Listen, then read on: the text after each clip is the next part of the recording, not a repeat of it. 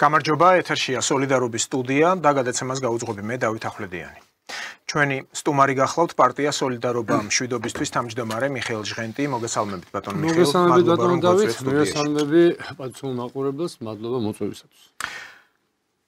ინტერესის თემა გახდა საქართველოს პრეზიდენტის მიხეილ ყაველაშვილის ვიზიტი თურქეთში, თურქეთის დედაქალაქ ანკარაში, სადაც საკმაოდ პომპეზურად დახვდნენ, იქ იყო ცხენებით გამოსვლაც, საპატიო ყარაულის, ქართული და თურქული დროშები.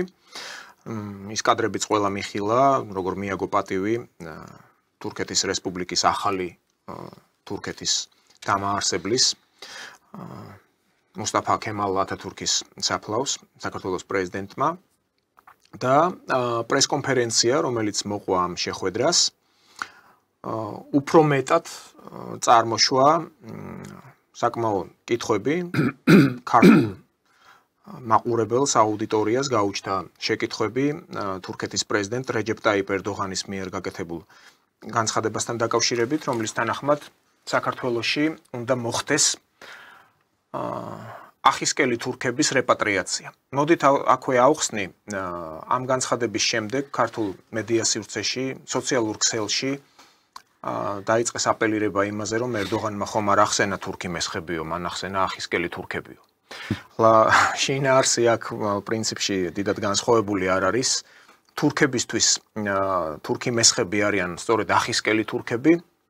გადაცემის მსვლელობის დროს ჩვენ ბევრ ისტორიულ მოვლენებზეც ვისაუბრებთ, თავად აი ამ პრობლემის წარმოშვებაზე, ასევე იმ რეპატრიაციის პრობლემაზე, რომელიც თურქეთს უდგას დღის წესრიგში და აქვე დავამატებ, რომ უკვე დაუდგა საქართველოსაც ეს პრობლემა, რადგან დასვა დიდმა ბრძანებელმა ეს საკითხი, აქ რა თქმა უნდა ხუმრობით ვამბობ, დიდი ბრძანებელი თურქეთი ვიცით რეგიონალური მოთამაშეა სერიოზული და ბატონო მიხეილ, თქვენ როგორ ფიქრობთ, გაუძლებს თუ არა საქართველოს ხელისუფლება იმ წნეხს, რომელიც პირდაპირ არ ჩანს, თუმცა კულისებს მიღმა დიდი ალბათობით ეს წნეხი თურქეთის მხრიდან არის.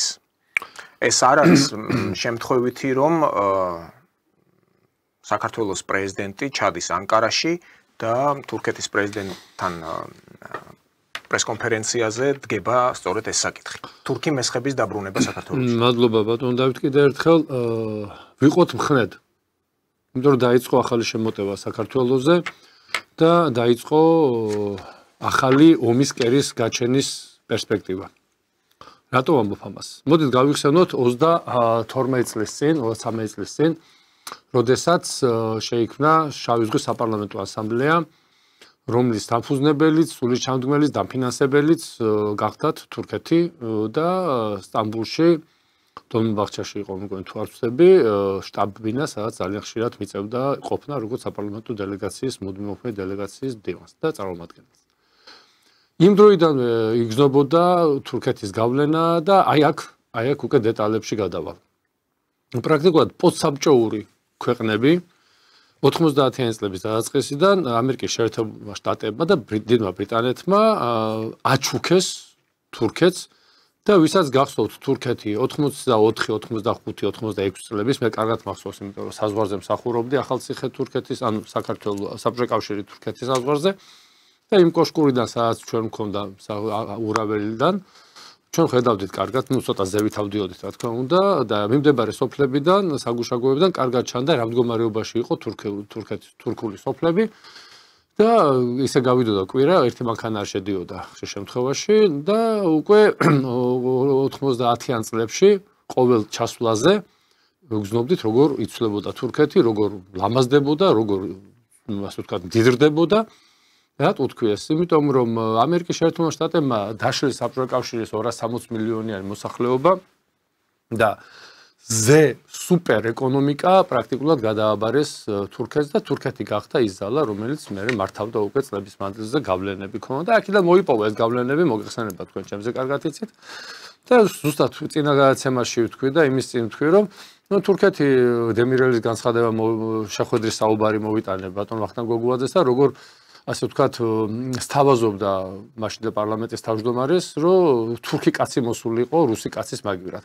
ეს იდეა მათ დიდი ხანია აქვს და მე ისე ვთქვი, რომ მე ყველა ქვეყნის ინტერესებს პატივს ვცემ, მაგრამ ჯერ არის საკუთარი ქვეყნის ინტერესები და რა მოგვიტანა თურქეთთან ურთიერთობამ, ხო? რა მოგვიტანა? ეს კარგად მოგეხსენებათ, მილიონობით, შეიძლება ათობით მილიონი კუბომეტრი ეგრეთ წოდებული კრუგლიაკი, მასალა რო გასულიყო კიდე ჯანდაბას რაღაც შემოსავალი იქნებოდა. მრგვალი ესე ვთქვათ ეს მხის მორები არ დარჩა საქართველოში ესა რა ქვია რკინე და ფერადი ლითონი რომელიც არ გასულიყო თურქეთში. კი ბატონო, ვამბობ რომ ეს იყო მათი ინტერესები და როგორც კოლონია და დაპყრობილმა ტერიტორიებიდან გატანილი და ჩვენ იმ პერიოდში დაპყრობილი ტერიტორია ვიყავით, ეხლა დაპყრობილი ტერიტორიად ვრჩებით. თურქეთი გახდა სულ უფლებიანი მართველი აი ამ სიტუაციის. ნუ საქართველოს პირველ რიგში. გაიხსნა დემირელის კოლეჯი, როგორ გაიხსნა მაგი მომჩვენოსავით ვიცი, უბრალოდ მაგის დრო არ არის ახლა, სხვა დროს ვისაუბროთ. და პირველი შემოტევა ეს იყო 92-94 წლებში, 93-95 წლებში, როდესაც უკვე ძალიან სერიოზულად დადგა საკითხი თურქი მესხების დაბრუნებაზე. ძალიან დიდი ფინანსური გარანტიები იყო. იყო ესეთი ბატონო მამულია თუ არ ვწდები, მე თვითონ მეგონი აღარაც ცოცხალი და მისი დაჯგუფება, რომელიც ამას ლობირებდა ჯერ სახელმწიფო საბჭოში, უკვე მერე პარლამენტში. უფრო მოგვიანებით ეს იყო ის ჯგუფი, რომელზეც დღეს უსმენთ ცხონებული ღმერთთან ათერში ამყავს ბატონი გურამ შარაძე საუბრობდა დეტალებში, ვინ იყო ამას ჩართული. გურამ შარაძე ეწინააღმდეგებოდა. Facebook-ზე, ჩემ Facebook-ზე გაზიარებული არის. ანუ ეს პერმანენტულად ხდება ეს მომენტი და კიდევ ერთხელ თურქეთს თავის ინტერესები აქვს და თავისი ფანტომური ტკივილები აქვს იმასთან დაკავშირებით, რომ აღადგინოს თავისი გავლენები. ეხლა მე ვსვავ ერთ კითხვას.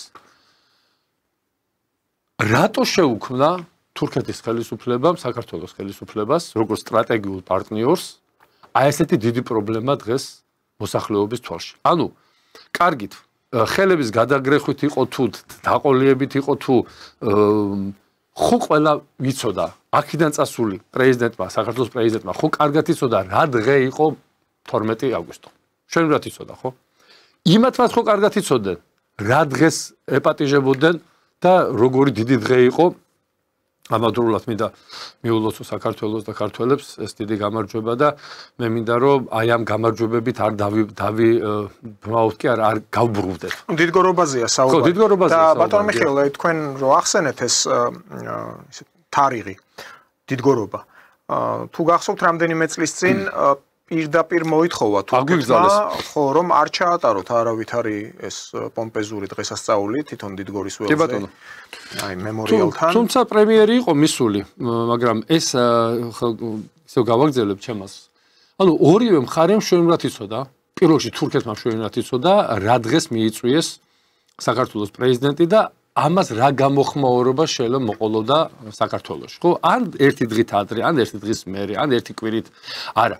ეს იყო სპეციალურად გაკეთებული, არ ვიცი. გადაფარვა მომხდარიყო. გადაფარვა კი არ მომხდარიყო, მომხდარიყო საქართველოს მოსახლეობის კიდევ ერთხელ გაღიზიანება და მე პირდაპირ ვიტყვი. საქართველოს ხელისუფლების მოსახლეობის ძალიან დიდი ნაწილის აღშფოთება და აი ამ მძიმე პოლიტიკურ ვითარებაში ოცნების მართველი პარტიის წინააღმდეგ განწყობა. ძალიან მძიმე გადაწყვეტილება მიაღებიეს. როდესაც აქ ამ ხელაზე იმია და იქ ათათურქის ასე ვთქვათ საფლავი უნდა შეამკოს ეს ყველა ოფიციალური ახლა მეც რამდენჯერმე ნამყოფი ვარ იმ საფლავზე ეს ყველა ოფიციალური დელეგაციის პროტოკოლშია გაწერილი რომ ვინ ჩადის თურქეთში ოფიციალური ვიზიტით ან საპარლამენტო იქნება თუ საერთაშორისო ღონისძიებაზე იქ უნდა მივიდნენ ამაში არაფერი ცუდი არ არის ეს არის საკმაოდ მიღებული პრაქტიკა და ვენესუელის სულში ვინც ამას აკეთებიებს და ვინც ამის მომხრე არის მაგრამ მე ესე ვუბრუნდები რატო დაჭირდა თურქეთის ხელისუფლებას დღეს საქართველოს სიტუაციის დაძაბვა. რა იყო ამისი წინაპირობა და რისთვის აკეთებენ ამას? რა შედეგის დაყენება უნდათ? და ამაზე უარესი მოხდა იმავე შეხვედრაზე, როდესაც გაცხადდა აი ამ თურქი მესხების თუ როგორც თქვენ ბრძანეთ, ჩემს პრინციპში ერთ და იგივეა, აი ამ ხალხის უკან დაბრუნება, ხო? საქართველოს ისტორიულ ტერიტორიებს. ნახეთ რა მოცემულობა გვაქვს დღეს საქართველოში ძალიან მძიმე მდგომარეობა არის 10,000-ობით, შეიძლება უკვე 100,000-ობით სხვადასხვა ეროვნების ადამიანია ჩამოსული და გუშინ მივდიოდი, ფეხით მივდიოდი რუსთაველზე და გამაჩერა ვიღაცამ და მეკითხება, ქართულად შეგიძლია ისაუბრო და მე ავიღე ტელეფონი და უთხარი ვისთანაც მიქონდა, მე უთხარი ამ გაჭირებულს, მე უთხარი მისამართი მითხარი მეთქი ინგლისურად უთხრა თქო რა. აი ეს ხალხი, აი მხელა ზღვა ხალხია მოწოლილი და ჩვენმა ხელისუფლებამ სამწუხაროდ ისიც კი არ გააკეთა, რომ ელემენტარული ქართული ცოდნოდა ამ ხალხს. ჩამოდიან აქ მეორე მესამე დღეს საქმდებიან ტაქსი ძღოლებად, დილივერებად, მიმტანებად. ანუ ქართული არიციან და ამ დროს ჩვენი თანამემამულეები, რომლებიც ცხოვრობენ უცხოეთში. გნებავთ იტალიაში, საბერძნეთში, გუშინ რამდენიმე ემიგრანტს ვესაუბრე, შაბათკვირა შეხვედრა მქონდა.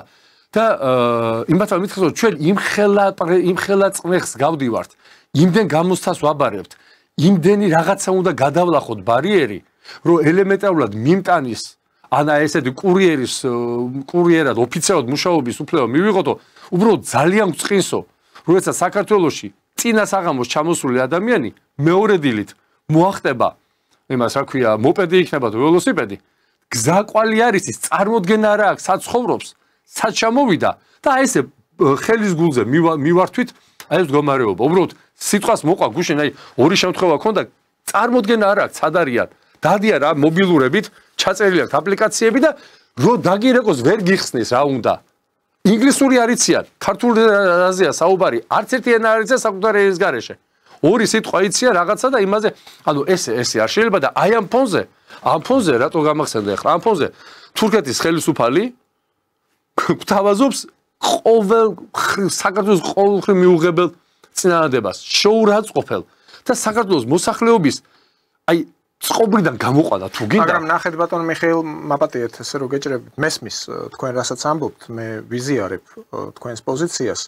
უბრალოდ საქართველოს აქვს აღებული ვალდებულება ევროსაბჭოს მხრიდან. თქვენ გახსოვთ, ანუ აი თუნდაც შედარება რომ მოვახდინოთ, აქ დიდგორობას აღნიშნავდით, მანამდე გვიგრძელავდნენ, ამავე დროს საქართველოს პრეზიდენტი მივიდა ათათურქის საფლავთან. და ეს ნახეთ ცხენებით გამოსვლა, როგორ საპატიო ყარაულით, როგორ შეხვდნენ თურქული და ქართული დროშით. ანუ შიდა აუდიტორიებისთვის როგორც ჩანს გადაფარვა არის. რისი? კეთილგანწყობის. და ზუსტად ასე იყო იმ პერიოდში 1999 წელს ჩვენთვის პრიორიტეტი როგორც ხალხისთვის წარმოაჩინეს მაშინდელმა შევარდნაძის ხელისუფლების დროს, რომ აუცილებელი პირობა იყო და საჭიროებას წარმოადგენდა ევროსტრუქტურებში გაწევრიანება. იმას ხომ არავინ არ ეუბნებოდა, რის ხარჯზე ხდება ეს ყველაფერი. აი წარმოიდგინეთ, მაშინვე იმავე წელს 99 წელს საქართველოს იღებს ამ პასუხისგებლობას, რომ უნდა დააბრუნოს დეპორტირებული ხალხი, ანუ ამ შემთხვევაში ესახისკელი თურქები, თურქი მესხები. კი ბატონო. გაჟღერდა ესეთი გასაგებიენით ეს ხალხისთვის, ანუ კი გადაცემებიც მიეძღვნა, გვახსოვს საზოგადოებრივ მაშინდელ პირველ არხზე იწვევდნენ სპეციალისტებს, ეთნოგრაფებს, ეთნოლოგებს, რა ვიცი, ყველა ისტორიკოსებს, ვინც ჩახედული იყო ამ საკითხში და ხდებოდა იმის განხილვა, სინამდვილეში ესენი მესხები არიან, თურქები არიან, მოსკები არიან, ისტორიული თუ ვინ არიან. და ძირითადი აქცენტი გაკეთებული იყო იმაზე, რომ ესენი არიან სინამდვილეში ქართველები, ანუ ეთნიკური ქართველები, უბრალოდ ბედის უკუღმართობით იყვნენ აღსარებლობით მუსლიმები, მაგრამ აი ამ ბედის უკუღმართობით მოხდა მათი გასახლება საქართველოსთან. სხვა ახსნა ამას არ ქონდა. ძირითადი პედალირება იყო იმაზე, რომ ეს ხალხი არის ქართველები. ეთნიკურად ქართველები. არ არიან ეთნიკურად ქართველები. ხო და აი საქმეც მაგაშია, ამის ახსნა არ ხდებოდა და ეს ყველაფერი მიჩუმადდა. ახლა თქვენ რო ახსენეთ თუნდაც აი გურამ შარაძის ეროვნული მოძრაობის დროსაც, ანუ გამსახურდიას პერიოდს გულისხმობ. თავდაპირველად ეს არაფორმალები ეგრეთ წოდებული გახსოვთ ხო? 80-იანების ბოლოს ეს იყო როგორც ასე ვთქვათ საჯერ დაუქვა. კი და ესეთი კოზირივით ეჭირათ ხელში რომ იცით რა, აი მაშინ ხდებოდა საბჭოთა პერიოდში ამ ხალხების ჩაგვრა, დეპორტაცია, გენოციდები, რაღაცა, ну ასეთი საკითხები იდგა. ხო და მერე თავად რო გაერკვნენ ეს ადამიანები, არაფორმალებს გულისხმობ და სხვათა შორის თავად ზვიად გამსახურდიამ თქვა ერთ-ერთ შეხვედრაზე, რომ არა, ესენი არ უნდა მოხდეს ამათი დეპორტაცია. მოხდა ჩამოსახლება, რეპატრიირება მოხდა, ისამტრედიის რაიონში არის იანეთი სოფელი. მინდა ვთქვა, რომ სხვათა შორის ჩემი დიდი ბაბუა ნესტორ გოქაძე სანამ ქუთაისში სკოლას დაარსებდა, იანეთში ფეხით ჩადიოდა და იქ იყო მასწავლებელი. ხო და აი ამ იანეთში მოხდა სწორედ თურქი მესხების ჩასახლება, დღემდე არ იციან ქართული. Ну, შესაძლოა იცოდნენ, ახლა ახალმა თაობამ ალბათ რომელიც წამოვიდა იციან, მაგრამ გარკვეული ოჯახები იქ ჩასახლდა. მერე მოხდა წითელუბანში მათი ჩასახლება. აქვე არის, აი ზუსტად ადმინისტრაციულ ხასთან, სადაც მესაზღვრეებით განან ახლა რუსები. მე თავად გახდით წითელუბანში სწორედ ამ თურქ მესხებზე ერთ ტელევიზიისთვის ადრე ვამზადებდი სიუჟეტს. პიროვნულად ეს ხალხი ცუდი ხალხი არ არის. უბრალოდ აქვს თავიანთი მრწამსი. მათ ღრმად წამთ, რომ ისინი არიან თურქები და ნამდვილად არიან ანატოლიელი თურქები, ანუ აღმოსავლეთ თურქეთის მცხოვრებლები, რომლებიც მაშინდელი გეოპოლიტიკური ვითარებიდან გამომდინარე სახლობდნენ იმ არეალში, რომელზეც ჰქონდა თურქეთს გავლენა. ჩვენ ვიცით, რომ ხშირად ამბობენ, რომ 200 წელი რუსეთის ჩექმის ქვეშ ვიყავით, როდესაც საქართველო მიუერთდა რუსეთსო. Ну, 70 წელი მერე კომუნისტური პერიოდი, ხო? 270 წელი. კი, მაგრამ სამხრეთ და დასავლეთ სამხრეთ საქართველო 300 წელზე მეტი იყო თურქეთის ქვეშ. თან ისე კი არა. ფართე უფლებებით, არამედ შეზღუდული უფლებებით. ხო და აი ეს თურქები, აი ეს ეგრეთ წოდებული ახისკელი თურქების ამ ტოპონიმზეც ცალკე ვისაუბრებთ. სწორედ ამ დროს გამრავლდნენ იქ. ეს ადამიანები დღესაც მიიჩნევენ თავს სრულფასოვან თურქებად. თავად თურქეთის პრეზიდენტმა რეჯეფ ტაიპ ერდოღანმა თქვა, რომ ჩვენ ყავს აქ თურქები, ახისკელი თურქები. ანუ ქართველებისთვის მინდა და თავქარიანი ქართველებიც ახლა ვაღიაროთ, რომ ყავს ჩვენ, ზოგი ძალათმეცნიერი, ზოგი რომ ცდილობს რომ რაღაც манипуლირება მოახდინოს საზოგადოების ნაწილზე. წარმოიდგინეთ, ჯავახეთში ჩვენ გვყავს ეთნიკური სომხები. აი გამახსენეთ მე რა გეტყვით რაღაცას. ბორჩალოში, ბორჩალი, როგორც აზერბაიჯანელები, აი იკრატკაეთი რო ამთავრებენ, აი ორთაჭალი მიიჩნევენ რომ ძირძველი აზერბაიჯანული რაიონია თბილისში, ვინაიდან თებრიზელი აზერბაიჯანელები ჩამოდიოდნენ მეიდანზე, მეიდან იმო, ну, იმიტომ ეს ხაზი. ხო და როგორც ბორჩალოში და ჯავახეთში ცხოვრობენ ეთნიკური სომხები და ქვემო ქართლში აზერბაიჯანელები, მესხეთში ძირძველ ქართულ ტერიტორიაზე მესხეთში ცხოვრობდნენ ეთნიკური თურქები. ვინაიდან თურქეთს ესაზღვრება მესხეთი, სომხეთს ესაზღვრება ჯავახეთი, ქვემო ქართლი ანუ ბორჩალო ესაზღვრება აზერბაიჯანს. აი ეს იყო მთელი ფორმულა.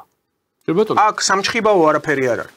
Ну, უბრალოდ მანამდე კი ვთქვი, რატომ ხდება ეს манипуლятიური ეს განცხადებები, რომ ისინი იყვნენ ჯერ კიდე ადრე ქრისტიანულ პერიოდში მცხოვრები ტომები, მოსკები აქამდე ჩავიდნენ. ხო, წარმოგიდგენიათ, ხო, ეს სამჭხიბაო ელემენტები და აქვე დავასრულებ, ბატონო მიხეილ, რატომ მოხდა გადასახლება ამ თურქების სტალინის დროს 1954 წელს. და ნუ არ მოხდა ჯავახეთში მცხოვრები სომხების გასახლება, ვთქვათ, პირობითად სომხეთში, ან ქვემო ქართლში მცხოვრები აზერბაიჯანელების აზერბაიჯანში. და რატომ მოხდა მაინც და მაინც ამ თურქების გასახლება არა მხოლოდ თურქეთში, არამედ გნებავთ სხვა აღმოსავლეთის რესპუბლიკებში, ან ყოფილ საბჭოთა კავშირის რესპუბლიკებში. აქ უკვე მივდივართ მეორე მსოფლიო ომის მოვლენებამდე. ხო, გვახსოვს ჩვენ თურქეთი 23 თებერვალი იყო 1944 წლის, როდესაც ბრიტანეთმა, ამერიკის შეერთებულმა შტატებმა, საფრანგეთმა, საბჭოთა კავშირმა აიძულეს რომ ჩართულიყო მეორე მსოფლიო ომში უკვე მოკავშირეების მხარეზე. მანამდე 1944 წლის 23 თებერვლამდე თურქეთი ყველანაირად ცდილობდა რომ არც მწვადი დაეწვა, არც ჩამქური. არც ჰიტლერისკენ ყოფილიყო და არც მოკავშირეები. რო შეცვლილიყო საფრთხე იყო თურქეთი საბჭოთა კავშირისთვის. ის ხალხები, აი ეს 80,000 თურქი მესხი, იქ რა თქმა უნდა ბავშვებიც იყვნენ, მოხუცებიც იყვნენ. ყველაზე არ არის ლაპარაკი, მაგრამ ოჯახებით გასახლდა, პირდაპირ სტუდენტებერებში სვავდნენ და ვაგონებით, ეშელონებით შუა აზიაში ასახლებდნენ. ეს ადამიანები თანამშრომლობდნენ თურქეთთან. Ну, ეს იყო ოფიციალური მონაცემები. ბანდავით მე კარგად მახსოვს როდესაც 93-95 მერე უკვე მოგვიანებით ეს კამპანია დაიწყო მორი კამპანია თურქი-მესხების ჩამოსახლების ჯავახეთში რამდენად ესე ვთქვათ დაიძაბა სიტუაცია ადგილობრივი სომეხი მოსახლეობის მხრიდან იმიტომ რომ მათ ნამდვილად არ სურთათ და ალბათ არც ახლა სურთ დარწმუნებული ვარ მიუხედავად იმ დათბობისა რომელიც ახლა არის სომხეთსა და აზერბაიჯანს შორის ეს სხვა თემაა და როგორ დამთავრდება კიდე არავინ არ ვიცით მაშინ იყო ძალიან დაძაბული სიტუაცია და ეს ამას შეიძლება გამოეწვია საქართველოს კიდე ტერიტორიული პრობლემების დადგომა ამას სრული პასუხისგებლობით ვამბობ მაგრამ რატომ კიდევ ვიმეორებ რატო არ დაინდო ერდოგანმა ქართული ოცნება აი პირდაპირ ვამბობ რატო არ დაინდო მართველი პარტია მისი სტრატეგიული მეგობარი სტრატეგიული ასე ვთქვათ მოთანამშრომლე ერი თუ პარტია თუ ხელისუფლება და ერთი დღის განმავლობაში ორი ესეთი მოსახლეობის საქართველოს მოსახლეობის უმრავლესობის დიდი უმრავლესობის სუბუქად ვიტყვი გულისკენა და ბრაზი გამოიწვია სხვა თემებზე აღარ გადავდივარ ძალიან სენსიტიურ მომენტს შევეხეთ იმ მომენტს რომელშიც თუ ეს ააგორა დასავლეთმა აი ეს თემა თუ ააგორა და გამოიყენა ეს თემის ასაგორებლად აქ უკვე მარტო მიშისტები ლიბერასტები პედარასტები ასე შემდეგ აღარ შეერთვებიან აქ ცოტა სხვა კატეგორიაც გაბრაზდა და რაში ჭირდება აი რატო გაუკეთეს ეს საქართველოს იცით ბატონო მაბადე დავუმთავრებ ფიქრობ რომ საჭირო დროს საჭირო მომენტი და შესაძლებლობა იპოვა ერდოღანმა ამისათვის ესე იგი მე მებადება ესეთი ეჭვი მიშტება უბრალოდ ესეთი ეჭვი რომ ჩვენი საუბრები მასთან დაკავშირებით რომ ოცნებას არანაირი კონფიგურაციით და არანაირი იპოსტასით დასავლეთი არ შეინარჩუნებს და პირიქით რაც მეც დაუთმობს მეტი მსგავსი განცხადებები იქნება მიდის საუბარი აქ სიტუაციის სერიოზულად არევაზე და რაც მეც გააბრაზებ საქართველოს მოსახლეობას ვიღაცის ინტერესებშია რომ ეს გაბრაზებული ადამიანები რა თქმა უნდა ამ ზაფხულში არ გამოვარდებიან მაგრამ წინ არის არჩევნები ადგილობრივი წინ არის კიდე რაღაცეები შეიძლება ისეთი მოხდეს რამაც ჩვენი ერთ დღეს საქართველოს მოსახლეობის უმრავლესობას გადაუტრიალდეს ასე ვთქვათ აი ეს შარიკი ქვია თუ რაღაცა გადალახოს აი წვეთს გადმოვა მერე წყალი ხო და მოხდეს აქ უბედურება დაიწყოს სამოქალაქო დაპირისპირება და ეგ ეს თქვენი მეორე ფრონტი თუ მესამე ფრონტი თუ მეოთხე ფრონტი რომელიც გახსნილი იქნება რუსეთის სიახლოვეს არის თუ არა ამაში ჩემ აი ამ და ჩვენ ამ მსჯელობაში სიმართლის მარცვალი ამ დროს ნახეთ რა მდგომარეობა ეს ორი ჩვენი მეზობელი შახმატყვილდნენ ამერიკის შეერთებულ შტატებმა 99 წლით აიღო ეს დერეფანი რაშიც შემიძლია ნებისმიერს დავენიზლაო 99 წლით კი არა 9 წელი თუ გაძლო მაგ დერეფანმა ამერიკის შეერთებულ შტატების ხელში არ ვიცი ხო ამ ხრივ სიახლეა ბატონო მიხეილ დერეფანზე ხო ამ დერეფანზე ამ მაზემობ დერეფანზე მე ძალიან შორსა ვარ 9 წელს რო გაძლოს ამ ხელშეკრულებამ და ამ მდგომარეობამ ეს სხვა თემაა სხვა დროს ვისაუბროთ ან გადაცემის მეორე ნაწილში ამიტომ პირდაპირ თურქეთი აი ამ გუშინდელი გუშინ დაუპირისპირდა მართულ პარტიას არა საქართველოს თუ საქართველოს მას თავისთვის უნდა არამედ მართულ პარტიას რომელსაც არენდობიან არც დასავლეთში არც ამერიკის შეერთებულ შტატებში არც აღმოსავლეთში უბრალოდ მოცემულობაა ასეთი კიდევ ერთხელ ვიმეორებ საქართველოს ხელისუფლებას ერთადერთი გამოსავალი ისევე როგორც ხონდა გამოსავალი 1921 წელს ეს არის პირდაპირი დიალოგზე აღარა საუბარი დიალოგის დავაგვიანდა ჩვენ უკვე პირდაპირი ჩაფრენა მოსკოვში ყოველგვარ დიალოგის აი ნახეთ როგორ დააჩქარა ტრამპმა 50 დღეა თქვენ გინდა თქვათ რომ ერდოღანის განცხადება საქართველოს პრეზიდენტის თანდასწრებით თურქი-მესხების რეპატრიაციაზე მიანიშნებს იმაზე რომ აი მოდით ახლა შეასრულეთ ეს ჩემი მოთხოვნა ამ ხალხის დაბრუნებაზე, თორემ თქვენ ისედაც პრობლემები გაქვთ რუსეთთან არ ლაპარაკობთ თუ ვერ ლაპარაკობთ გასაგები მიზეზების გამო. დასავლეთიც გაწვევებათ მთელი რიგი კრიტერიუმებით, იქ ევროინტეგრაცია, ასე შემდეგ შესრულება იმ მოთხოვნების, რომლებსაც, არ ასრულებთ, პირობითად თქვათ, ახლა ხელისუფლება ამბობს, რომ პირიქით 28 წლისთვის ჩვენ ვიქნებით მზად და ასე შემდეგ. რისთვის? ევროინტეგრაციის. კარგით, ახლა მაგრამ ნახეთ ევროინტეგრაცია დამთავრებული ერთება, კაი ხარ. ახლა რუსეთი გინდა არ გინდა დგება აქ განხილვის საგნად ამ მომენტში. ხომ არ ფიქრობთ, რომ ესეთი ვითარების ასეთი ცვლილება, თუნდაც ეს ერდოღანის განცხადება, ნაწილობრივ რუსეთისთვისაც მისაღებია. და ნახეთ რატო თუ კი ქართველები ურჩობენ პირობითად, იხედებიან დასავლეთისკენ. თუ კი სომხები ურჩობენ რაღაც დერეფნებზეა საუბარი. მე უბრალოდ ვიტყვი თქვენ რადგან ეს ზანგიზურის დერეფანი ახსენეთ, უახლესი განცხადება იყო რუსეთის საგარეო საქმეთა სამინისტროს ინფორმაციის დეპარტამენტის მოადგილე ალექსანდრ ფადეევი და ეთყობა კითხეს მას რა პოზიცია ექნება რუსეთსო. ჩვენ დავიწყეთ ინტენსიური შესწავლაო ამერიკელების და ამ სომხების ამ ხელშეკრულებისო და აქვე გაგახსენებთ ყველასო რომ სომხეთი არის ევრაზიული ეკონომიკური კავშირის წევრი და რაიმე ეკონომიკაზე სხვა მესამე მოთამაშეების მხრიდან ხელშეკრულების დადება მარტივი თემა არ არისო. ანუ ამ ევრაზიული ეკონომიკური კავშირის პირობებში შესაძლოა აი ამ გარე მოთამაშეების ხელშეკრულება, ანუ ვსწავლობთ ჩვენ რა ხელშეკრულება დაიდო. ამაზე საბოლოო პასუხი რუსეთს არ გაუწია. ხო და აი ერდოღანთან მიმართებით ხომ არ ფიქრობთ რომ თუ კი საქართველო არ იწყებს ლაპარაკს რუსეთთან. სუფთა გეოპოლიტიკური საკითხია. ამ შემთხვევაში მოდით ბოლოს და ბოლოს მართლაც ეს თურქები თუ ჩამოსახლდნენ, 400,000 თურქზეა ლაპარაკი, თითქმის 9 მილიონზე. 100,000-იც რო იყოს. ეს თურქები, აი რუსი ასე ფიქრობს, კრემლში შესაძლოა რა, აი მენტალურად ახლა თქვენი რუსეთიც კარგად იცით და ნუ მეც ასე თუ ისე მქონდა შეხება რუს ხალხთან, უბრალო ადამიანებთან, მათი მენტალობიდან გამომდინარე ასე ფიქრობენ. ეს თურქები არის მშრომელი ხალხი, მიწათმოქმედი ხალხი. ავტორიტარიზმს ეთაყვანებიან. ათათურქის პორტრეტები უკიდიათ ყველგან, აგერ ერდოღან ბაბაც ყავთ, ყველგან ყველა ქალაქში რიზედან დაწყებული, რაც კი ვილაიეთებია, ყველგან მისი პლაკატებია იქ ცენტრებში. ანუ მათ დიდად გულზე არ ეხატებათ ეს ევროპელები თავიანთი LGBT-ებით და ფუტურისტული აზრებით. ამერიკელებსაც დიდად არ წყალობენ ეს ნატოს წევრი, იმიტომ არიან რომ მაგითაც ბრავირებენ რომ ჩვენ მეორე არმია ვართ ნატოში.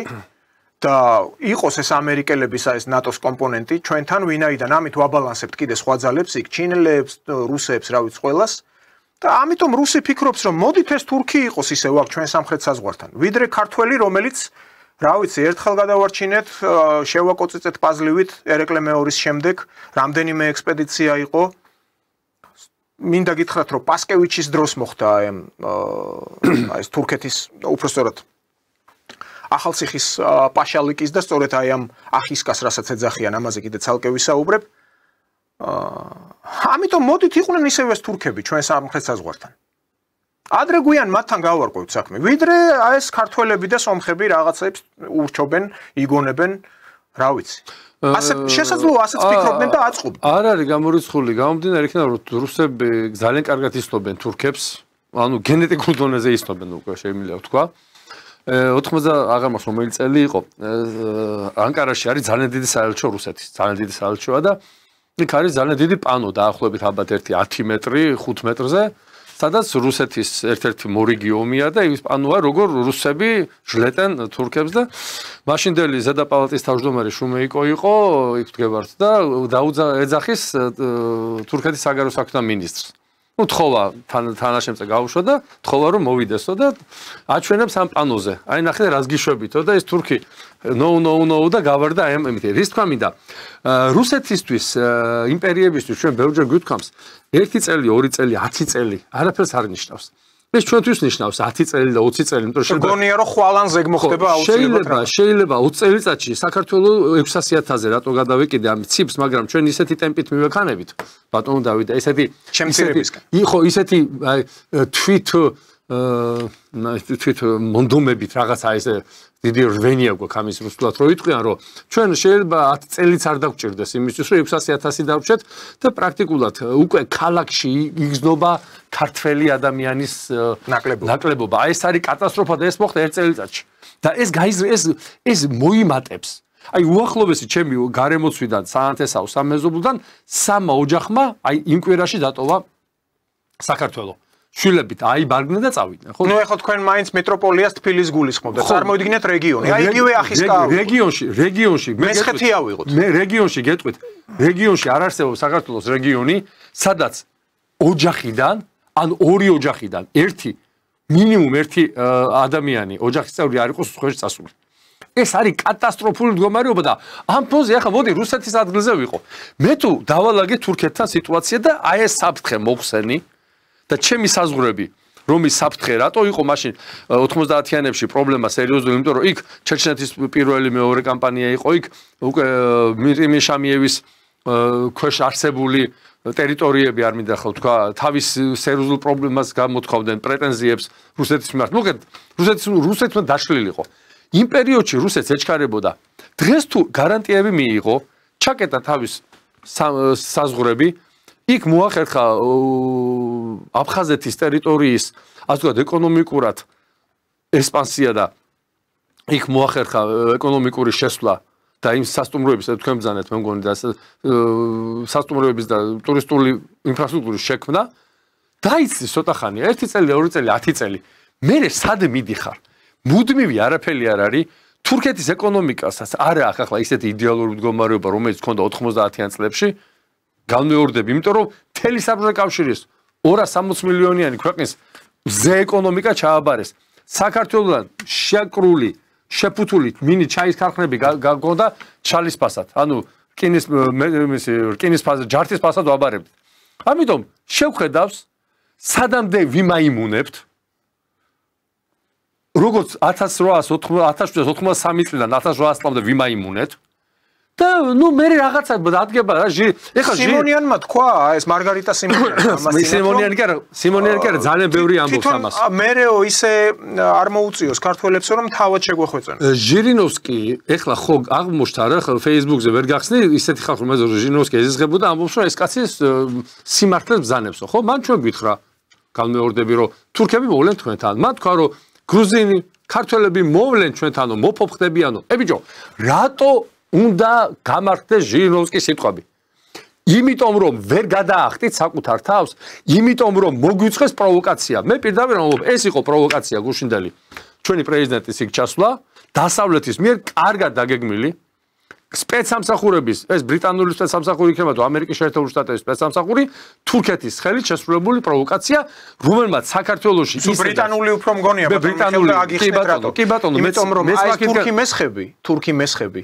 ნუ მე ნამყოფი ვარ თვითონ ბურსაში, სადაც ყველაზე მეტნი ცხოვრობენ. ეს არის საკმაოდ დიდი ისტორიული ქალაქი თურქეთში. აი მარმარილოს ზღვის ზუსტად სტამბულის საპირისპირო მხარეს.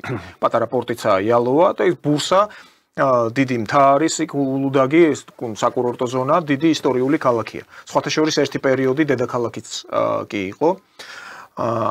და ბურსაში არის ყველაზე მეტი ეს ეთნიკურად თურქი მესხი. ვათანი არის ესეთი ორგანიზაცია, სადაც ყავს ძალიან ბევრი ფილიალები მთელ სოფლიოში და ყველაზე მეტი ახლა საერთო ჯამში დღეისათვის სოფლიოში თურქმესხების რაოდენობა აღწევს 550,000. ანუ 9 მილიონი არიან. საქართველოსთან გასახდა 80,000-მდე, მაგრამ ისინი ხო გამრავლდნენ, ახლა აღსარებლობით მუსლიმები არიან, მინიმუმ 3 შვილია ოჯახში, როგორც წესი და ამ პერიოდის განმავლობაში მიაღწიეს 550,000. საკმაოდ მოზრდილი ციფრი ცხოვრობს აზერბაიჯანში. აზერბაიჯანი არის ერთ-ერთი ის ქვეყანა, რომელიც განიხილავს მათ ისტორიულ სამშობლოში, ანუ საქართველოში რეპატრიირებას. ხო და ახლა ბრიტანეთის და აზერბაიჯანის ურთიერთობები ჩვენ კარგად ვიცით, იქ British Petroleum ოპერირებს. იქ ბევრი კიდე ისტორიული პერიპეტიებია, ჯერ კიდე მეორე მსოფლიო ომის დროს საერთოდ გეგმაც იყო ესეთი პიკე ერქვა. ფრანგულ ბრიტანულ ავიაციას ბაქოს დაბომბვა უნდოდა. ვინაიდან თურქეთს მაგითაც აიძულებდნენ, რომ შეერთებოდა ანტიჰიტლერულ კოალიციას. და ეს არის ომის დაწყებამდე პერიოდი ჯერ კიდე. და ნუ მაშინ აზერბაიჯანი იმით გადარჩა, რომ საბოლოო ჯამში იქ მოკლედ თურქეთის პრეზიდენტმა ახსნა, რომ თურქეთი ძალიან სუსტია, არ უნდა ჯერჯერობით ომში ჩართვა, მოკლედ გადაიარა იმ საფრთხემ, რომ გამოყენებული ყოფილიყო აზერბაიჯანული ნავთობი. ნუ ეს სხვა ისტორიაა, მოკლედ ამას თავი გავანებოთ, მაგრამ ბრიტანეთის ინტერესები არის, რა თქმა უნდა. ამიტომ ვამბობ, რომ იქ ბრიტანული დაზვერვის თქვათ მოქმედება შეიძლება უფრო იყოს აქტუალური, ვიდრე ამერიკის შეერთებული შტატების. ბავშვებთ, კიდევ ერთხელ სულ კითხვას. მოხსნილია თუ არა ქართული ოცნების ხელისუფლებიდან ჩამოშორების კამპანია? მე ვთვლი, რომ არ არის დასავლეთისთვის და ბრიტანელებისთვის იმ ხალხის მოყვანა ხელისუფლებაში, ვინც მათთვის იქნება ძალიან მარტივად მართული, მათი დაბრუნება. ანუ ერთ-ერთი ეს შედეგი დადეს გუშინ და ბრწყინვალედ შეასრულეს ეს ოპერაცია. სპეცოპერაცია ქართული ხალხის გაბრაზების და ოცნების მიმართ კიდევ ერთხელ ნეგატიური განწყობის გამოხატვის ხუთიანზე შეასრულეს. მაგრამ ბატონო მიშა, მუშაობენ ისინი. ჩვენ ხო არ დაქვს იზმრებია. მე მინდა რეჟისორს ვთხოვო, ესე გუშინდელი ეს ჩანასახი გუშინ არ ყოფილა, უпростоრად აი ეს შეხვედრაზე საქართველოს პრეზიდენტთან ამ მესხეთელი თურქი მესხების დაბრუნებასთან დაკავშირებით. მე ვთხოვ რომ გაუშვას ვიდეო, სადაც ნუ საკმაოდ დიდმა რაოდენობა მიხილა ეს ერდოღანის გამოსვლა, სადაც ლექს ამბობს, ამ ლექსზეც ვიტყვი 2-20 სიტყვას. Ahıska, Mesxeto, sensin içimde yanan kor ateş. ჩემში მნათონა კვერცხალო, Sensin ezeli ve ebedi yurdum. ანთებულო ცეცხლო, Kavuşma ümidiyle yaşadım bunca ჩემო gün. ძირძველო სამშობლო, მარადიულო. Ümitler ki benim yenilmez ordum. ამ წლების განმავლობაში ვცხოვრობ შენთან შეხვედრის იმედად. Ahıska, Mesxeto, sen talan olmuş Türk yurdunun მაქვს შემიუძლეველი ჯარის იმედიც. gözlü yaşlı maralısın. თურქული მიწის ყველაზე გაძარცვულო Evladından ნაწილი, ayrı düşmüş როგორც ნუკრს გაშორებულო gibi თვალწმლიანო, ირემო. Ahıska, Mesxeto, yitirme ümidini. იმედი არ Bir დაგა. gün de olsa დღე დადგება, gelecek senin de altın çağların. ოქროს ხანაც მოვა შენი. Bekle evlatlarını derviş sabrıyla. დაელოდე შვილებს თავდადებული მუთმე. Yeşersin ümidi ulu dağların. დიდი Birleşince მთების იმედი. tek bayrak ერთადერთი altında დროშის eller, და ხელთ aydınlanacak გაერთიანებით განათდება yurtların, სამშობლო, ocakların კერიაში yanacak. კი დაინთება ცეცხლი.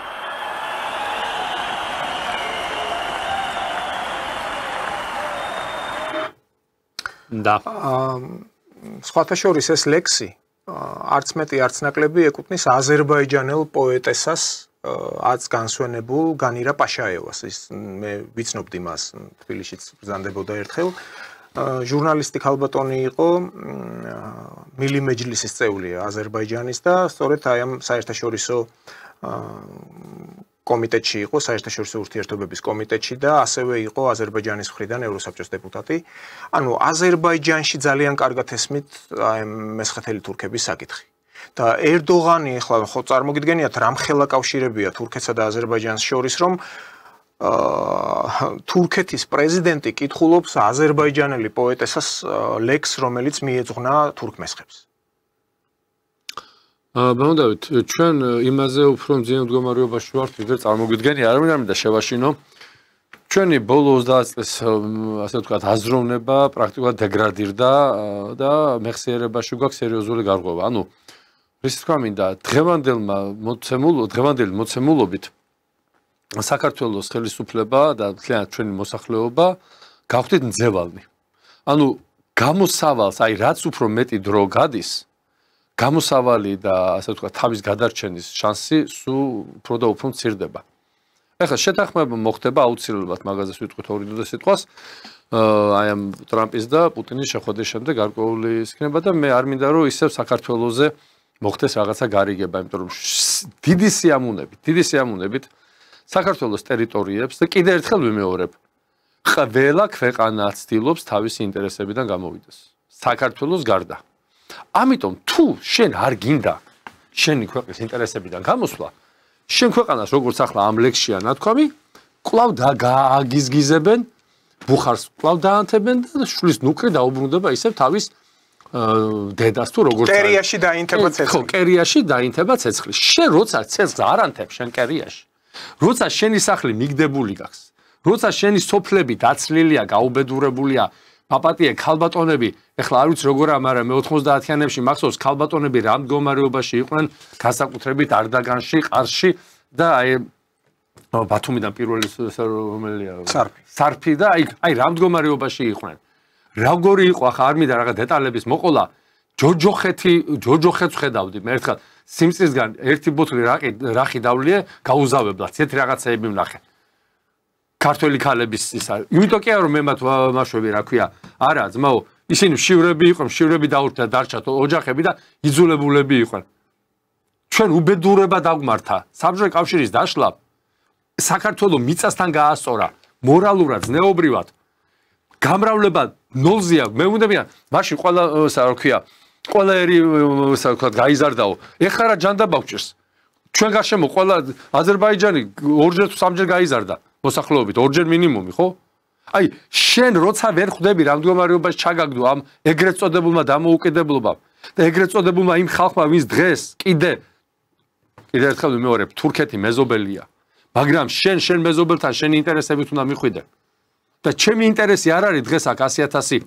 თურქი მესხის თუ როგორც არის ჩამოსახლება არ არის ჩემი ინტერესებში ნახეთ ბატონო მიხეილ ჩვენი ინტერესები არის სხვა ვივაჭროთ ვიმეგობროთ ოღონდ პარიტეტულ საწყისებზე არა გუშინ რაც გვიქნა თურქეთმა და საქართველოს ხელისუფლებას რაც უქნა ეს ალბათ ისტორიაში შევა აი ესეთი რამ რაც გაუკეთა ოცნებას ეს არავის ალბათ უახლოეს ისტორიაში ეს თერმ არ გაუკეთებია კითხოთ იცით რა იწვევს აგრეთვე ანუ ეს ხალხი ხო გასახლდა 1954 წელს შესაძლოა ვინც მაშინ ბავშვი იყო და ბავშვიანი ოჯახები ცოცხალი არც იქნება იყო არა ის დასრული ადამიანები ცოცხალი არც ერთი არ არის იმ 80,000-დან ახლა 550,000 რო გახდნენ 9,500,000 ესენი არიან მხოლოდ შთამომავლები შესაძლოა თიძე ჩამოსათვლელები იყვნენ ახლა არიან იქაც თურქეთში და მით უმეტეს საქართველოს საზღვართან ახლოს ისეთი ეს ლაზეთი ისეთი ადგილებია სადაც მართლა 100 წლიანი ხალხია როგორც აფხაზეთში ან თავის კლიმატური პირობებით და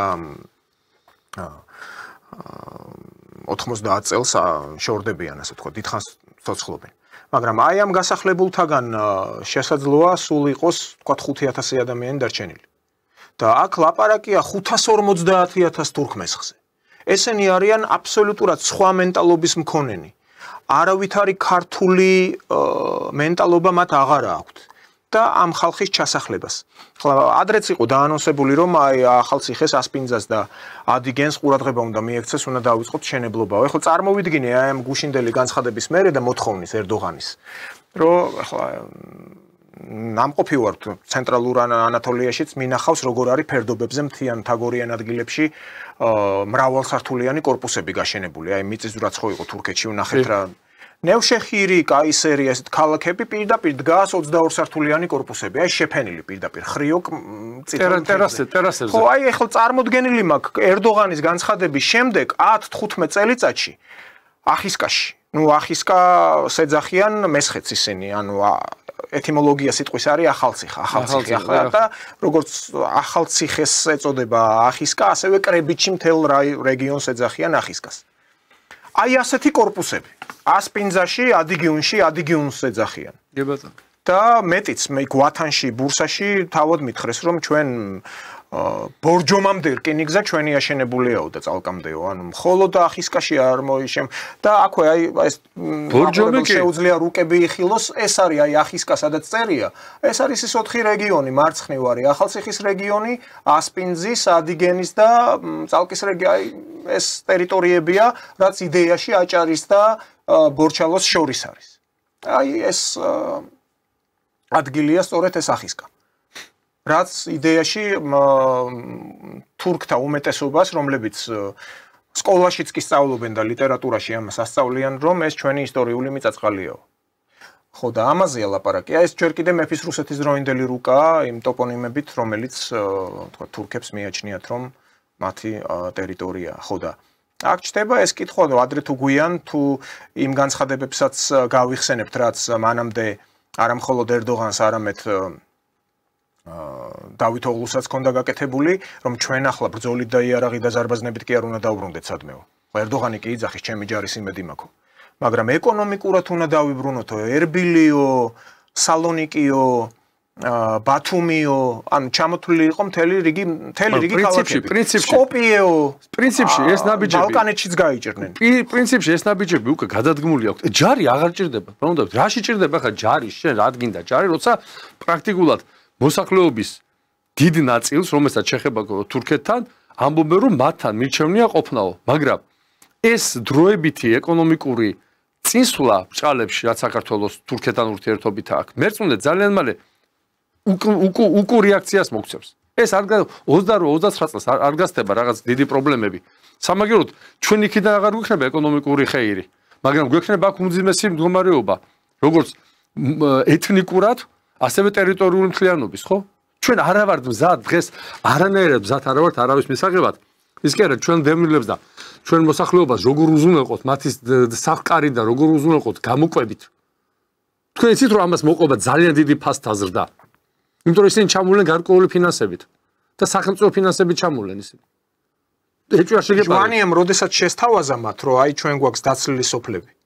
ნუ მოსახლეობიდან რომელიც მიგრაციის და შედეგად და მიტოვებული სახლები, მოდით აქ დავასახლოთ.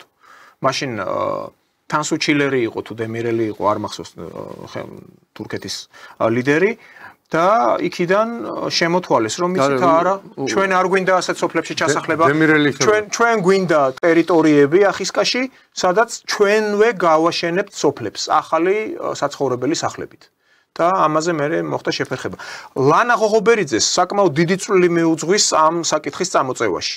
ის ითხოვდა დაჟინებით რომ ეს თურქი მესხები უნდა დავაბრუნოთ. კი ბატონო, იმიტომ რომ ეს ის ხალხია, რომლებიც ანტისაბჭოურ იდეოლოგიაზე არიან გაზრდილები, ქალბატონს გასაგშია და პატივისცემა როგორც ქალბატონს, მაგრამ როგორც პოლიტიკოსები, ეს ხალხია, რომელიც ანტისაბჭოურ მენტალობით იყვნენ გაზრდილები, თუმცა საბჭოთა კავშირმა მისცა ყველაფერი და მე ეს ხალხი გახდა სრული ანტისავეთჩიკები, რო იტყვიან. თურქეთს აი ახლა მახსენდება რა. იქნებ ბატონო დავით, ძალიან მძიმე რამეს ვიტყვი რა. იქნებ ღირსებიცა ვართ ამისი რა. იქნებ ჩვენი აი ამ უმადურობით, ამ 40 წლიანი უმადურობით უკვე 25-40 წლიანი უმადურობით, რომელიც დაიწყო 85-86 წლიდან ეს ანტირუსული განწყობების ჩანერგვა ქართველებში, რომ აი საქართველოს არჩენს თურმე რუსეთს. მე კარგად მახსოვს, მე იმას საკისავ რომ რაღაცები კარგად მახსოვს სამეგობროში, მამაჩემის სამეგობროში, სამეზობლოში, რომ აუ ჩვენ ვარჩენთ, ჩვენ არ ვიყოთ რუსეთი რა. აი ეს მარაზმი, ეს ამპარტავნობა აგვივარდა თავში და დავიწყეთ იმ ხელის კბენა, საიდანაც უკვებებოდით. მე იმ ხელა მოგცხო კარგად ყბაში. და მეორე ხელი გამოშთა. ტრის ხელი გამოშთა, რომელმაც საერთოდ გადაგვიარა, ხო? იქნებ ღირსებიცა ვართ. იქნებ ჩვენ ისე არ ვცხოვრობთ ჩემი თამადობით. ვიტყოდი მე ამას. ისე არ ვცხოვრობთ, რომ აი ეს განსასწრელი გამოგვიგზავნა და კიდე გონს ვერ მოვდივართ. განსასწრელი იყო აფხაზეთი, განსასწრელი იყო ცხინვალი. კიდე პატარ-პატარა, მაგრამ ძალიან სერიოზული განსასწრელები გამოგვიგზავნა ღმერთმა და ვერ ვიგებთ. არა, კი ბა სანამ ჭკუაზე არ მოგვიყვანს. აი ესე გაგრძელდება. ეს გაგრძელდება ამის შეჩერების ახლა პერსპექტივას გუშინდელი სრული კატასტროფის შემდეგ რაც მოხდა. კიდევ ერთხელ ვიმეორებ საქართველოს ხელისუფლების წინააღმდეგ გუშინ მოხდა საერთაშორისო მასშტაბის ტერაქტი. რომელიც როგორ დასრულდება არავინ არ ვიცი. ღმერთმა ხნას დასრულდეს და კიდე გაუძლოთ ამ ახალი გადატრიალების თუ ახალი ომის წამოწყებას. და მერე თქვენ ნახეთ საქართველოსთან გადინება. ვისაც ევროპაში გაქვთ ურთიერთობა, ნახეთ რა მდგომარეობა ევროპის ქვეყნებში. ძალიან გაუჭირდა. ისეთ ხალხმა დაიწყო ბატონო დავით წუწუნე ფინანსებზე, გერმანია იქნება საფრანგეთი თუ იტალია, რომელსაც მაპატია 1000 ევროს თბილისში გადმორიცხვა არ თვლიდა არაფერ. ადგილობრივ გერმანელებს გაუჭირდათ უკვე ისეთი მდგომარეობაა, ხო და ხა არ არის დღეს ის ჩვენ 30 წლის წინ რომ მივსულიყავით 20 წლის წინ ევროპასთან რაღაც ხეის გამოვიღებდით. დღეს უნდა გამოურბოდეთ იქიდან. უნდა გამოურბოდეთ როგორც კეთროვანებისგან. იმიტომ რომ სულად დავამთავრებთ. ანუ საბჭოთა კავშირი დაინგრა, დედაგვეტირა ბუდის შემთხვევაზე, ევროკავშირი ინგრევა, ისე უნდა ჩვენ გავილახოთ, რათა შვილო, რათა. იმიტომ რომ რამდენიმე ასეულ ადამიანს 90-იანებიდან აღებული აქვს ვალდებულებები, აღებული აქვს დიდი ფული და და ქართველი ქალების, ქართველი კაცების ხარჯზე ამას აკეთებენ, ამას იმეორებენ. მე გეუბნებით, იმდენჯერა ვარ იქ ნამყოფი იმ პერიოდში და იმდენი საზარელი სცენა მაქვს ნანახი არ მინდა ხა ჩემ თავს ცემ პატივს რა იმდენი საზარელი სცენა მაქვს ნანახი როგორ ექცეოდნენ ქართულ ქალებს და როგორ ექცეოდნენ ქართულ კაცებს ადამიანებად აღთვლიდნენ 92-13 წელია მაღაზიაში შევედით საპარლამენტო დელეგაცია იყო და ჩემი მეგობრის ქმარი გურჯია წარმოშობით ქართული ესმოს და თურქეთში გაზრდილია ქართულად ლაპარაკობდა როგორც კი შევედით აი ესე ვიყავით ჩაცმული როგორც ახლა ვარ დაახლოებით რა სერიოზული პიჯაკი ჰალსტუკში დელეგაცია ოფიციალური და ერთმა თურქმა უთხრა მეორეს ეხლა ამასო მიაქციო ყურადღება რამე არ მოიპარონო და ჩემი მეგობრის ქმარმა უთხრა აღწვენია თუ ესენიო კი ქართველები არიანო უყურე კი ქართველები არიანო მაგრამ ისო საპარლამენტის წევრები არიანო ხვდებით ის თქვა მინდა ანუ როგორ უნდა დავეცეთ ამ მდგომარეობამდე როგორ მივედით ამ მდგომარეობამდე ვინმეს ამაზე ანალიზი გაუკეთებია არ ვიცი მე კიდევ ამ ბატონო დავით რა ძალიან ცუდი ძალიან ცუდი რამესკენ მივექანებით ძალიან ცუდი რამესკენ მივექანებით და აი ახლა 15-ში იქნება შეხვედრა ალბათ მოუხსნიან საქციებს რუსეთს რომ მის ინტერესებშია მე ჩინეთში იქნება კიდე ერთი შეხვედრა მე კიდე ერთი შეხვედრა იქნება უკვე ამერიკის შეერთებული შტატების და რუსეთის პრეზიდენტის იალტა პრინციპში იალტის მე ესე ვთვლი ახლა მაგაზე ბევრს უსაუბრია კიდე ბევრი ისაუბრებს ანუ ეს არ იქნება ბოლო შეხვედრა ეს იქნება ერთ-ერთი შეხვედრა რომლის შემდეგაც წლის ბოლოსთვის ეს სიტუაცია უნდა იყოს დასრულებული და აი მე ჩვენ სად დაგვახურდავებენ და ვის მიგვახურდავებენ მე უკვე ჩვენ თავზე მე არავინ არ თქვას ისეთ რა არავინ არ თქვას ის რაც 90-იანებში მოგვივიდა რა აი ბევრი მეჩხუბება ნუ იხსენებ მაგრამ როგორ ვერ გავიხსენო ბიჭო 99-ს ვიზახეთ ნუ უყავთ ამ ქვეყანას დედა გვეტირება მშვიდობით არა შენ ისახარო რა ქვიაო საბჭოთა კავშირის შენარჩუნება გინდა დიახ მინდა იმიტომ რომ იქ ადამიანი იყო და ქართველი კაცი ჩემ ბავშვობაში რომ გარდაიცვლებოდა ახალგაზრდა კაცი სრული გლოვა იყო გამოცხადებული მთელ ქვეყანაში მთელ ქალაქში კი არა ჩემი პარულკასელები გარდაიცვალნენ ავარიაში მოყნენ ერთ 9 მეცხრე კლასში ვიყავით მთელი თბილისი შეძრული იყო დღეს ისე გამოაცხადებენ რომ ავარია მოხდა 4 კაცი დაიღუპა 7 საავტომობილში გადაიყვანეს გეგონება წიწილებზე იყო საუბარი ადამიანებმა დავკარგეთ ადამიანობა ცხოვრების სიცოცხლე ფასი დაკარგა და სიცოცხლე ფასი მაშინ კარგავს ბატონო დავით როცა ადამიანს თავის სიცოცხლე აღარ აინტერესებს იმდენად გააძაღლა ამ ცხოვრებამ აი ქუჩაში ხო გინახავს ქალები რომ გადარბიან ან კაცები ბაბადეთ ფეხებზე კიდიათ იმას მანქანა დაეჯახება თუ არ დაეჯახება იმდენად მობეზრებული აქვს თავი აბა კარგად რო იყო საქართველო რას ლაპარაკო ყველა თავისას უვლიდა სავსე ჭიქასავით უვლიდა თავს რამე არ მოსვლოდათ აღარ არის ადამიანებმა ცხოვრების დედააკ ნატირები ქვეყანას და ამ ფონზე კიდე ამას მიგდებ აი ამ გუშინელ პროვოკაციას მიწყობ მე სხვანაირად კიდევ ვიმეორებ მე ამაზე ვერ ავხსნი ხელები გადაუგრიხეს გუშინ საქართველოს ხელისუფლებას ხო საინტერესოა რას მოიმოქმედებს საქართველოს ხელისუფლება ვინაიდან ეხლა თავად მაშინდელი ევროსაბჭოს დროინდელი აღებული ვალდებულების შემდეგ ამ რეპატრიანტთა რიცხვი დიდი არ არის ანუ განცხადებებიდან გამომდინარე აი აზერბაიჯანიდან იყო 5500 განცხადება და სულ არის საერთოდ უყურე ბანდადე საერთოდ რო არაფერი არ მოხდეს უკვე ამის გაცხადება ეს იყო ქართული ხალხის საქართველოს მოსახლეობის გამოწვევა გაღიზიანება როცა იცი რა მდგომარეობა აი წკიბზე ვართ ხო იქიდან შემოტევა იქიდან ყველა მხრიდან პრობლემა ეკონომიკური პრობლემებია ფასები მიფრინავს კატასტროფული სიჩქარით ხო და ამ დროს ამას მიკეთებ სტრატეგიული პარტნიორი და მეგობარი არ ვიცი ჩქარობს ბატონო მიხეილ ერდოღანი ჩქარობს ახლა ჯერ 44 დღიანი ომი რომ მოაგებინა აზერბაიჯანს ახლა სომხეთი ლიდერი ყავს სომხეთს ისეთი რომელიც უკვე იძულებულიც გახდა და პრინციპში რომ მოყავდათ ხელისუფლებაში ამერიკელებს ეს გლობალისტურ ლიბერალურ ტალღაზე პრინციპში თანახმაც იყო რომ თურქეთთან გაეხსნა და აზერბაიჯანთან ყველანაირი ხაზები და თან ამას აკეთებს რის ხარჯზე რომ შორდება რუსეთს შესაბამისად ერდოღანსაც ეჩქარება რომ შეიკრას რკალი ანუ რეგიონში დომინანტური როლი უნდა რომ საბოლოო ჯამში რაც ყოველი თურქის ოცნებაში არის ამ თურანის შეკვრა როგორც ჩანს ჩქარობენ და უნდათ რა უნდა ყოფილიყო თქვათ იმის საწინააღმდეგო რომ ერდოღანს ეს ნაბიჯი არ გადაედგა. აქ სხვა საკითხი დგება, საქართველოს ხელისუფლება როგორ გაართმევს თავს ახლა ამ გამოწვევას? არ ვიცი, მართლა არ ვიცი, იმიტომ რომ ძალიან მძიმე მდგომარეობაში არის და აი საქართველოს ხელისუფლებას რომ ეთქვა რომ აი როგორც ახლა ამბობენ რომ ჩვენ deep state-ი მაშინ ამას გვიშვებოდა, იმას გვიშვებოდა, ამას გვანიშნებდა და ესე იყო, მართლა ესე იყო. მე მახსოვს შევარდნაძეს როგორ დაანიშნიეს ჟვანია. მომდევნო 4, 5, 6, 7 წლის განმავლობაში პერმანენტულად მცირე რაოდენობა მართლაც შემოუშვეს ანუ რეპატრიანტები ოფიციალურად. რა პრობლემაა? არაფერი. განცხადების გარეშე შეიძლება შემოყვანა ამ ხალხი. აი ყოველგვარი განცხადებების აი ეს ჩუმად, შვიდად ამ ხალხის ნელ-ნელა შემოყვანა 1 ოჯახი, 3 ოჯახი, 5 ოჯახი.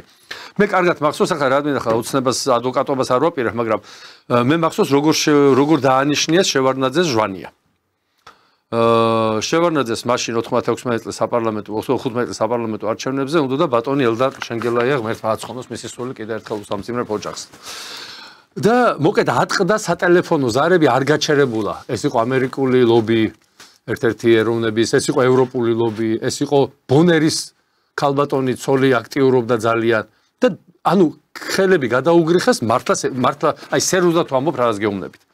მერე დანიშნებით თანამდებობებზე იყო აბსოლუტურად შეთანხმებული, რაც მეტად ძლიერდებოდა ამერიკის შეერთებული შტატების გავლენა, მით მეტი შეთანხმება ჭირდებოდა უკვე ამერიკის შეერთებული შტატების საელჩოსთან, deep state-თან არა, საელჩოსთან, დეპარტამენტის უფროსებსაც კი. ამერიკის შეერთებული შტატები ვიზირებას აძლევდა, რომ ვინც თანამდებობაზე დავნიშნულიყავი 2003-ში და ვის იყო ჩემი რეკომენდატორი, იმას თქვეს ეს შავსიაშია შეტანილი, არც იფიქროო, ხო? ნუ მესმის რომ ამას გაგიკეთებენ, მაგრამ აი ახლა თქვი რა მოხდა. აი ახლა გამოვიდეს ხელისუფლების რომელიმე წარმომადგენელი, რომელსაც უნდა მე განცხადება დაწეროს და წავიდეს. ის ვერ გაჩერდება ამ ხელისუფლებაში, თქვას რომ აი ეს არ იყო ჩვენთვის, მაგრამ გამომდინარე საერთაშორისო რაღაც მოკლეს ზღაპრები და აგზნობიოს მოსახლეობას, რომ ეს ჩვენთვის არ იყო ეს მომგებიანი ნაბიჯი. ეს რო გაკეთდეს მერწმუნე საქართველოს მოსახლეობის დიდი ნაწილი გული მოულბება კი არა, ჩათვლის რომ ის ხელისუფლება დადგა მასთან ერთად. და ის არ არის მიტოვებული. და ის არ არის ხელებ გადაგრეხილი და გაუბედურებული. მე ამას რო იტყვი საქართველოს ხელისუფლება დარწმუნებული ვარ.